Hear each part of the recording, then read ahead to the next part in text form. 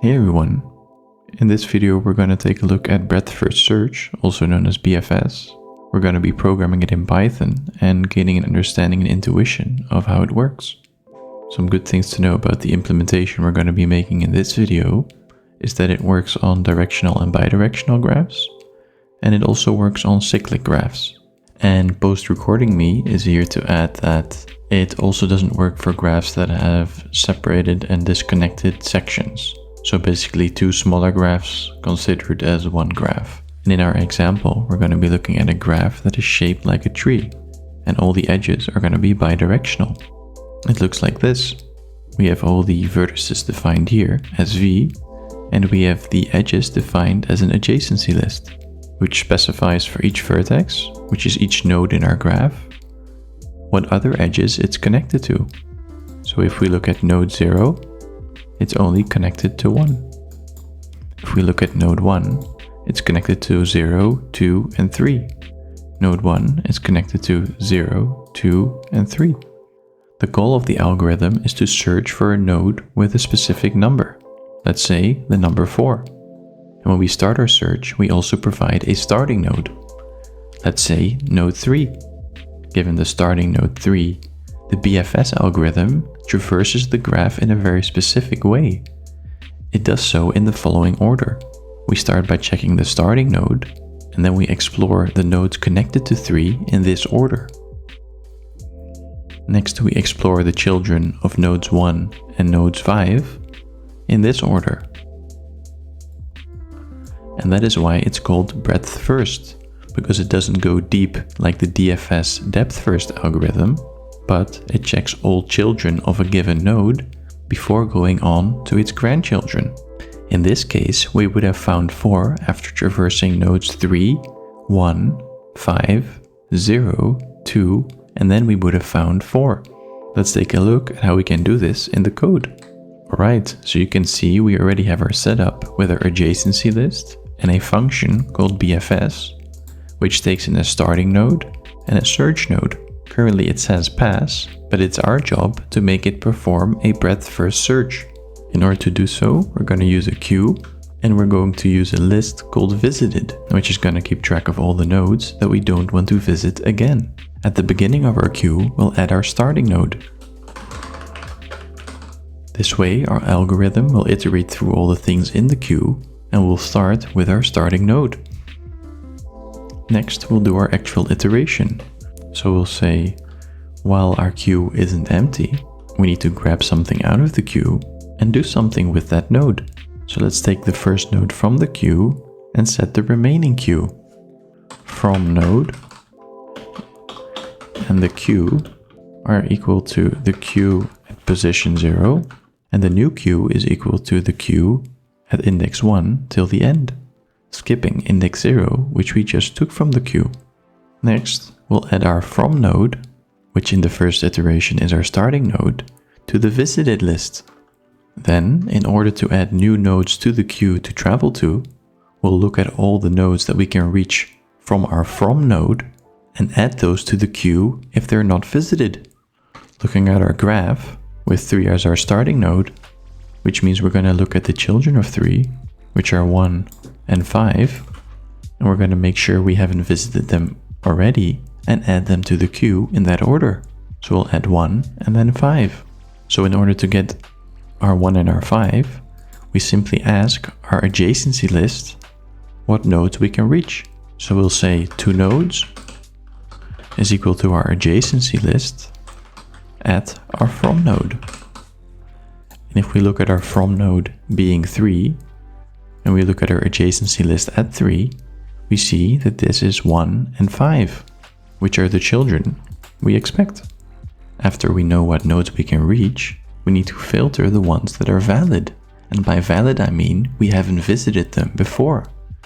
You can imagine in a bidirectional graph like this one, if we're starting at 3 and we visited it, and we've done 1 and we've also visited it, and we're now doing 5, then 5 would see 3 as a neighbor, but it's already been visited.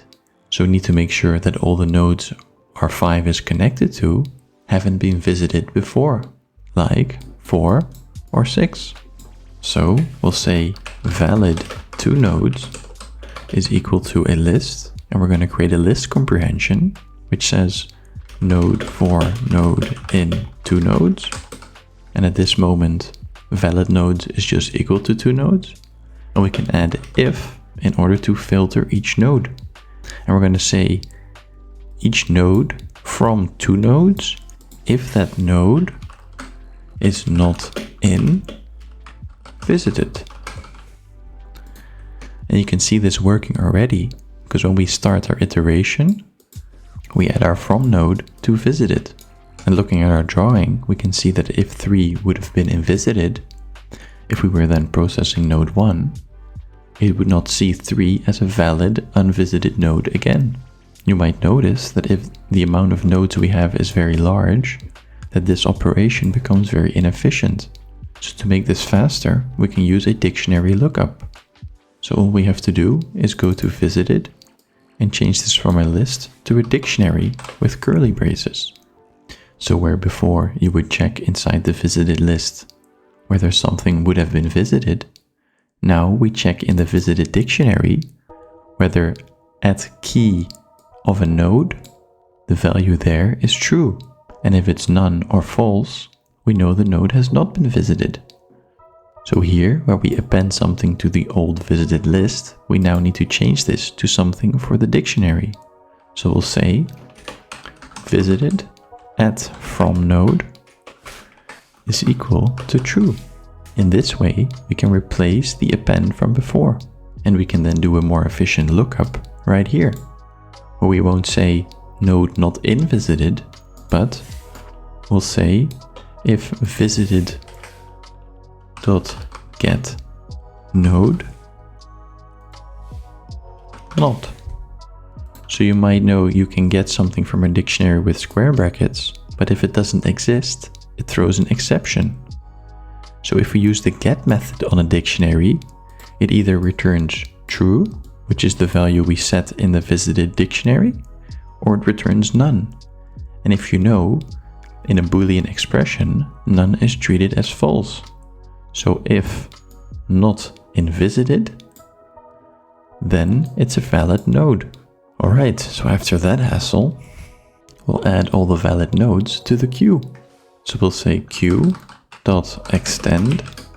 valid 2nodes. And then finally, we'll do our actual searching. So right after we've taken our from node, which means we can start processing it, and added it to our visited dictionary, we're going to check if it's the node we're actually searching for. So to do so, we'll say if the from node, which is the one we just took from the queue, is equal to the search node, which is the value passed in when someone calls BFS. And if that's the case, we're going to return two things in this implementation. You can simply return true, saying BFS tells us whether we found something. You can return the value, you can do anything. In our case, we're going to return true. If we've completed the entire while loop without finding anything, that means we can return false because the search was unsuccessful. Okay, so one thing we can do as well with the dictionary as with the list is look at the path we took through the graph. So let's sacrifice our efficiency once again, look at our list implementation, and also return our visited list in order to gain a better understanding that the algorithm actually did what we wanted it to do. Alright, now that we once again have our list of visited, we append our node to it, and we say all the valid nodes are all the nodes that are not in visited. We can now return visited alongside our boolean. So let's do that below as well. And now we can start to call the function and gain an understanding. So we'll say print BFS, and we'll say the starting node is 3. So we'll say 3, comma, and the node we're looking for is 4. So we'll say 4. And what we're expecting is to see some sort of list and a boolean true, the fact that we found 4 in our graph right here. So let's say Python run. And And there we go. As you can see, we got our list. We got true. So what actually is this list? Well, it's the order in which we traversed our graph. So if we look at our graph right here in text, we see our starting node 3, and we see 1, 5, and we say 0, 2, 4 right here, which is exactly what we wanted from breadth first search. 3, 1, 5, 0, 2, 4, and then 6. So let's take a look at the BFS one more time when we search for a number that doesn't exist. So we'll go down and we'll say search for the number 7, which is not a value in our graph. There we go. And now we see false. We now see the list as being the order in which all the nodes were visited before not finding anything, which is all the nodes covered by the arrows right now, in this order. And finally, we can try one more shorter one that does exist. For example, 5.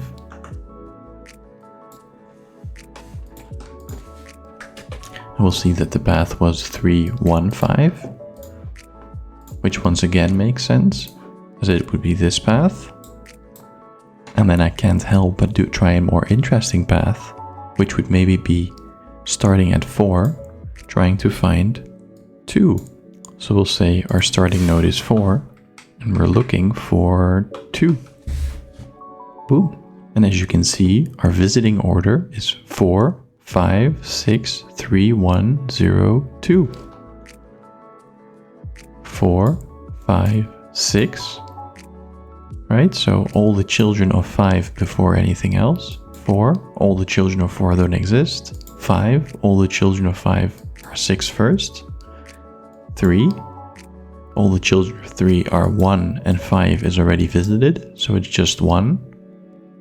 And then the children of 1 are 0 and 2. 0 is visited first, and then 2 is visited. So this is how the breadth first search algorithm works and how you can implement it in Python. I hope you gained a better intuition of how it works and how you could program any other search algorithm like this. I hope you enjoyed the video. If you did, please consider subscribing. Have a nice day. Peace.